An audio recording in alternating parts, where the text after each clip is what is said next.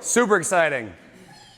All right, so continuing these talks, I was hoping to give you guys a bit more information about the what you see when you go get a physical, specifically what you see when you go get your blood work done, and to have you a little bit more useful information to have conversations with your doctors if you have any concerns with blood cholesterol, which typically affects someone in your family, if not you. It's usually how that goes. First thing I want to get off the bat, if you go to your doctor and they have a concern about your total cholesterol, find a new doctor. If you go to your doctor and they tell you your total cholesterol is too high, find a new doctor. Total cholesterol tells you basically nothing.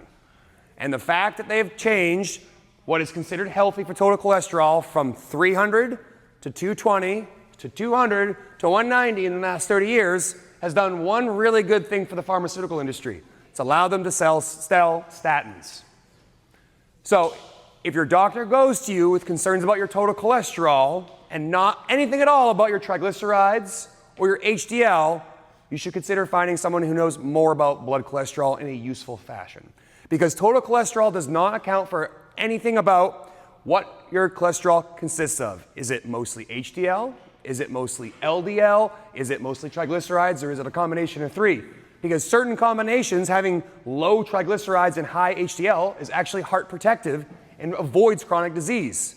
Whereas if you have low triglycerides and high HDL, you are healthy, metabolically healthy. Those two things represent metabolic health, and I'll talk more about those in a second.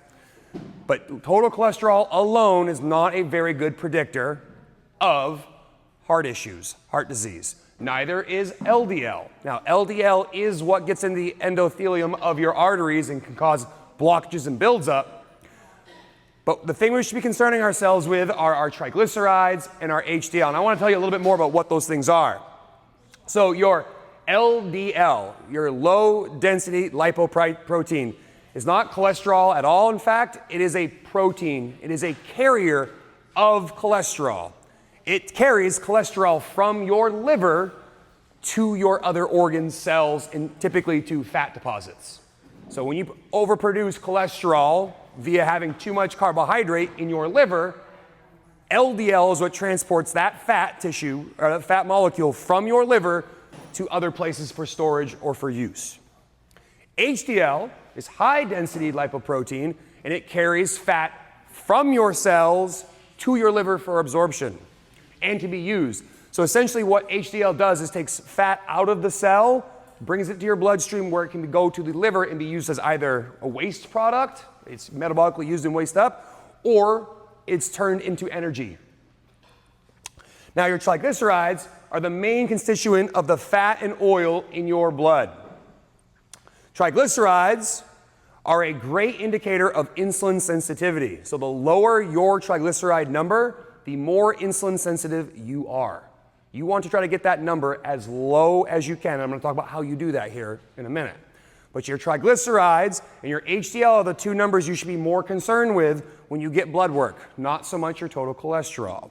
And the reason being, your ratio of triglycerides to LDL, your total cholesterol to LDL is the predictor that most doctors use for heart attack risk, and in fact, it's been shown to be very, very unpredictive. Essentially, it doesn't work the way they want it to.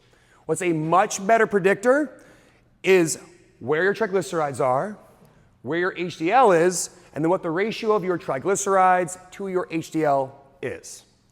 In a perfect world, a sign of good metabolic health, if you look at your triglyceride number and you divide it by your HDL number, and if it's under 5, consider yourself doing pretty well.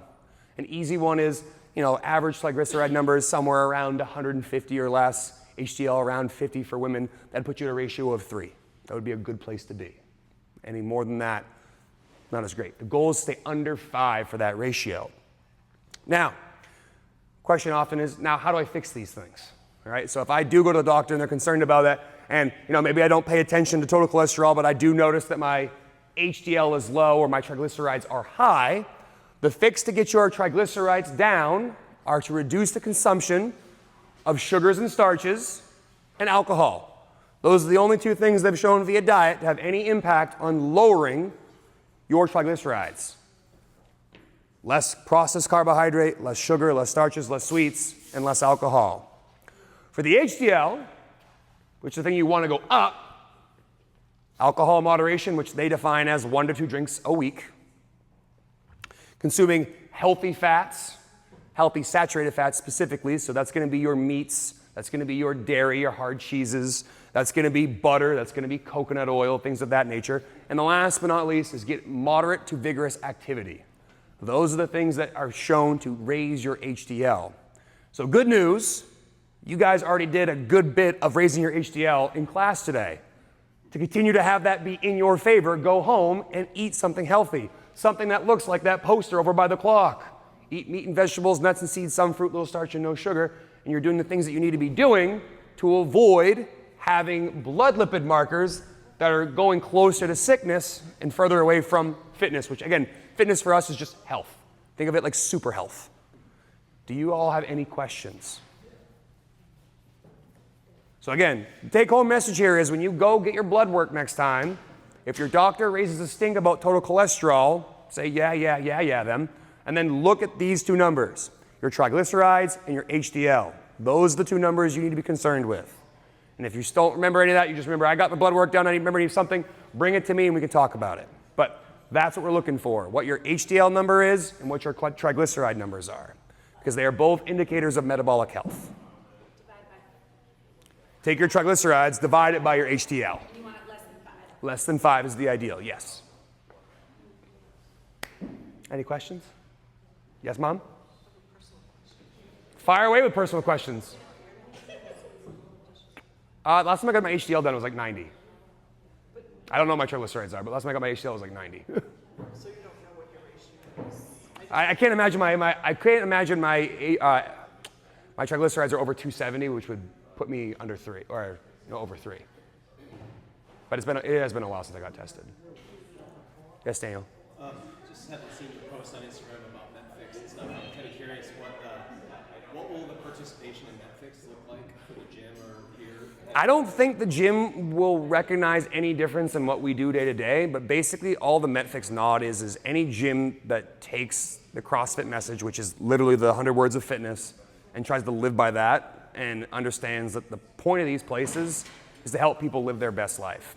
So it's more like a nod to like this gym does that, and you had to go and basically apply for that and be like, do you actually live by those values, and you seem to be doing things like preaching the methodology in the correct way, and are you, do you have a passion for service? Do you want to help other people? And what does your gym actually do for people? That's kind of the nod there. So this basically is it. I mean, one of the things they asked me recently, they said, do you mind if we share these in their training guide for Metfix? And I was like, yeah, go ahead. This is an example of how, am I a doctor? No. I just read stuff that I find interesting and I try to convey it to you all so that hopefully you can leave this place and be like, don't worry, hon. I know your doctor said you got to go on statins because your cholesterol's 9,000, but actually your HDL is amazing, your triglycerides are low.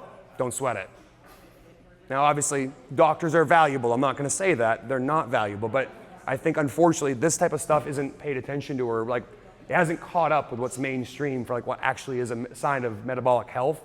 Because if you listen to people talk about metabolic health, all they want to talk about is red dye 40 and bullshit like that. It's not like, hey, maybe don't eat 110 pounds of sugar a year. Catherine, you have a question? Yeah, how much does heredity play in cholesterol? Well, actually quite a bit. So there's very common to be a high responder to cholesterol, but that won't necessarily always be seen the same way in your triglycerides and HDL.